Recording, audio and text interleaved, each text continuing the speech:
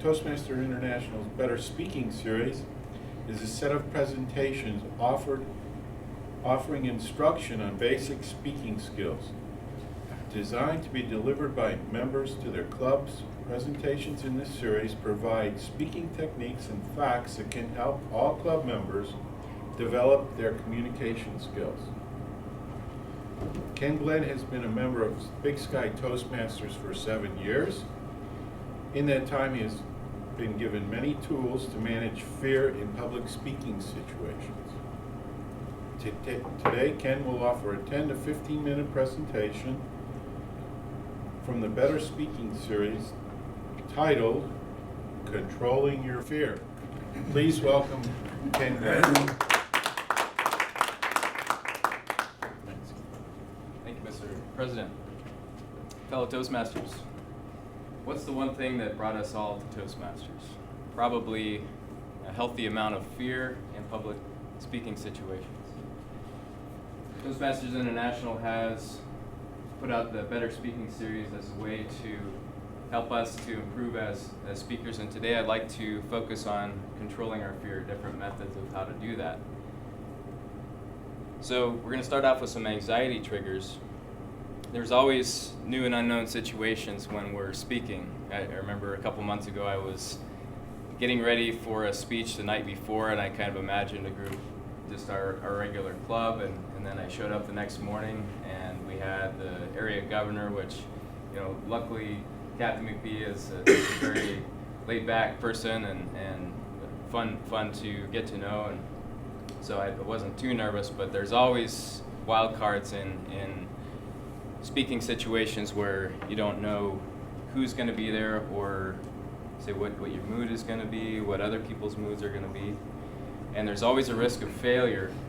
When we come to Toastmasters, we're coming to put the polish on and deliver the best speech that we possibly can. And there's always a risk of failure, so to speak. Really, you can't fail if you show up and give your speech, but there's always a risk that it won't be as good as you'd hoped it'd be, so that can cause some anxiety.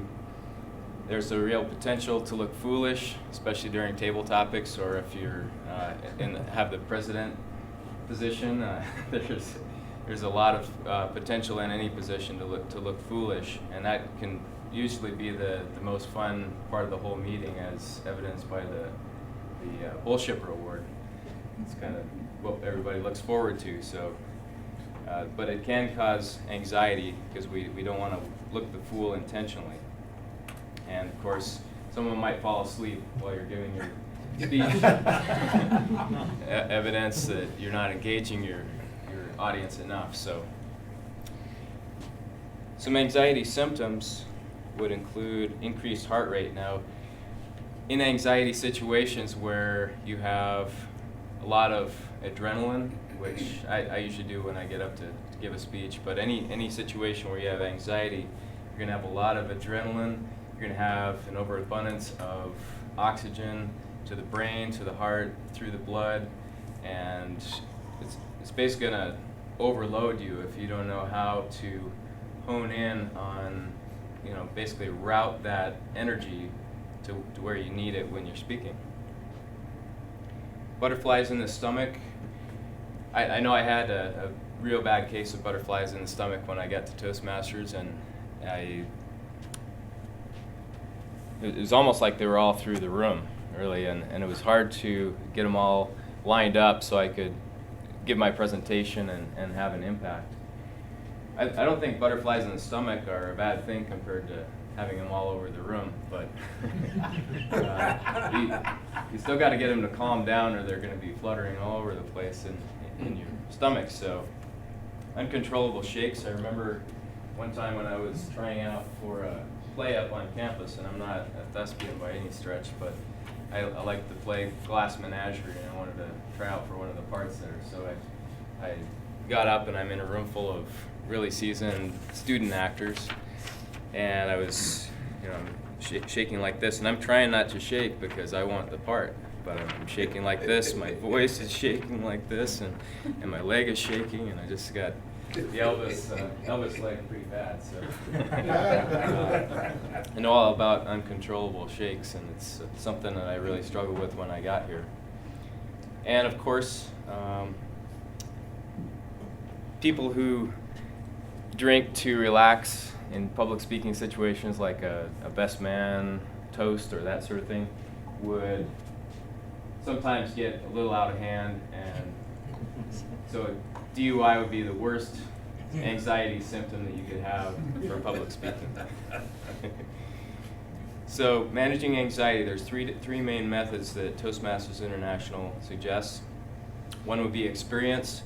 I like to walk around the room when I'm practicing, and it just kind of gets my nerves out and gets me into motion, so I can get ready to walk around a little bit, not that much, but a little bit when I'm doing my speech. I guess I've learned not to turn my back on people too, but it helps, because otherwise, if I'm practicing, if I practice with a script or anything like that, and if I'm just standing here, and then I expect myself to present without a script and walking around, I better have some experience doing that during my rehearsal.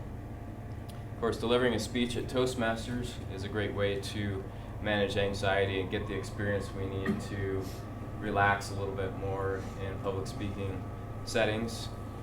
There's lots of opportunities here in our club and other clubs in the area. And of course, taking speaking opportunities wherever you can, in your church civic group, at work, anytime anybody says, does anybody have any questions, is an opportunity to stand up and ask a question, or just get a little practice getting a little more comfortable in front of a group. So I watched Bill do that at a big company meeting a couple months ago, and he asked a question that was on everybody's mind, but nobody had the courage to ask it.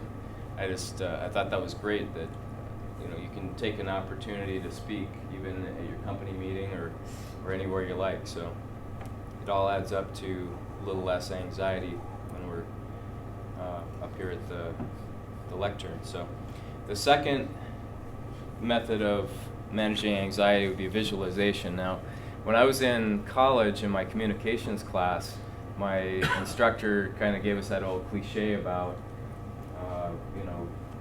visualize your audience naked or whatever. And that never worked for me very well, at least not when I'm delivering a speech. Maybe it'll help some, but I've never been able to do that. So visualizing, they say that, I guess researchers have concluded that visualization actually builds a memory into our central nervous system. So we can actually create a memory before we even get up to speak. So if we have a memory of what I start out with, which would be, I sure hope I don't mess this up, I sure hope I don't say anything stupid. That's sort of the template that I'm going to be using when I get up to speak. But if I inevitably I start off that way, because when I first start going through my speech, it just sounds terrible. I don't know what I'm going to say yet.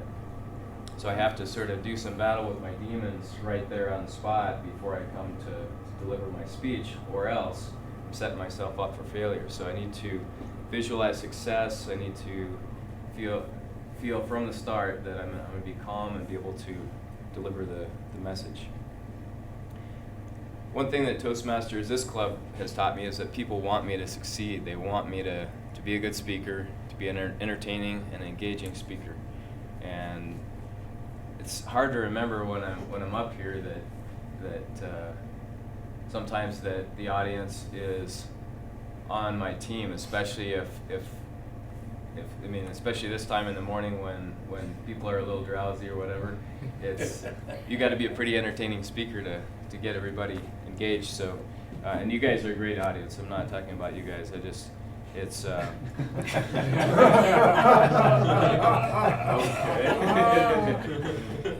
I'm just saying that as an audience, any audience wants its speaker to succeed and be entertaining. So that's a good thing. Anticipate the relief that I'll feel after the speech. Now, there's nothing that feels better than when I get done giving my speech And I come back over here after shaking Ed's hand and sit down, and wow, what a relief. I just gave my speech and I don't have to worry about it anymore. Well, why not feel that sense of relief before I'm even done with my speech? How about right now? So I try to do that, try to anticipate a little bit that serenity that I might feel when I'm done while I'm giving the speech. The third technique to manage anxiety is relaxation, and that would be breathing techniques, deep breathing into the diaphragm down here, and that's something I used more when I was earlier in my Toastmaster speeches, because I had to get words out, really. One thing I could have done even a little better today would be to come even earlier and make sure that I have time to set up, shake everybody's hands, because when you do that, there's never a stranger in the room, because you already have talked to everybody, kind of listened to and got to know them a little better, and then you know perhaps some of your content from your speech could be geared toward some of their interests. There's inevitably going to be speakers that come before you that you could, maybe they're already have a rapport with the group and they know the culture of the group if you're visiting from out of town, and you could tie into that local culture and the kind of the fun that they're having, and you get instant credibility and rapport with your audience. Plus, it's just a lot more fun if you can repeat some of the jokes that other people have had in a new twist, so that just makes it more fun. And get your audience laughing as fast as you can, because I think somebody put that on one of my evaluations last time. You know, as soon as you can get somebody laughing get your audience laughing, the more relaxed you're going to feel. I mean, I've really noticed that. So it's something I try to incorporate in all of my speeches. So in conclusion, it's normal to feel nervous in public speaking settings. Everybody does. I assume even our longtime veterans get a little bit nervous. I don't know. Sure don't look nervous when you're up speaking. Your audience will not notice exactly how nervous that you are. If you're a little bit nervous, they may not notice that you're nervous at all. I'm always shocked when people say that I don't look nervous, because I am.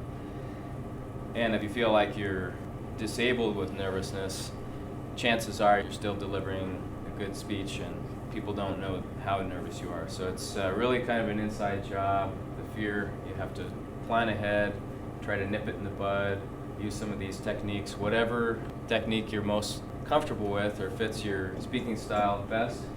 I'd encourage you to try all of them, or any new techniques that maybe you haven't tried before. Thank you for this opportunity to present from the Better Speaking series.